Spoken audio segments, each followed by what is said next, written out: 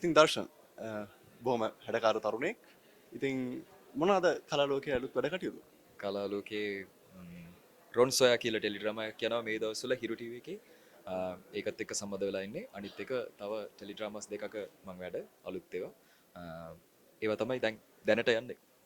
ඒ වගේම CEO කියන ටෙලිනාට්‍යයේ bodyguard කෙනෙක්ගේ චරිතයක් රඟපානවා. ඉතින් ඒ චරිතය සම්බන්ධයෙන් මොන වගේ අදහසක්ද තියෙන්නේ? කොමරි ඒ කතාව ඇතුළේ ඇවිල්ලා මම ඒකේ හිටපු ඇක්ට්‍රස් කියන්නේ ශලනි තාරකාත් එක්ක මම ඇක්ට් කරේ. එයාගේ කෙනෙක් පරණ බොයිෆ්‍රෙන්ඩ් කියන චරිතය තමයි.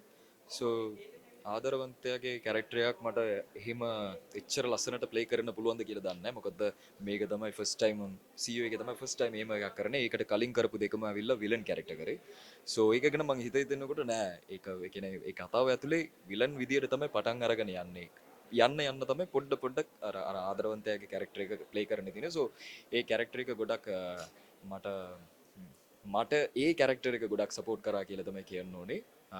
ඒ ටෙලිඩ්‍රාමා ගොඩක් මට පර්සනලි මං ගොඩක් කැමැත්තෙන් ආසාවෙන් කරපු ටෙලිඩ්‍රාමා එකක්. ඉතින් ඒකට තමයි මං අද නොමිනේට් වෙලා ඉන්නේ ඒ කැරක්ටර් එකට. ඔය පැවසුවා කැමරාව ඉස්සරහා ආදරවන්තයෙක්ගේ චරිතය නුහුරුයි කියලා. හැබැයි සැබෑ ජීවිතේ එලෙස නොවේ කියලා අපි හිතනවා. එහෙමම හිතන්න. බොහොම ස්තුතියි. ජයග්‍රාහී රාත්‍රියක් ප්‍රාර්ථනා කරනවා. Phoenix TV. Born from the ashes.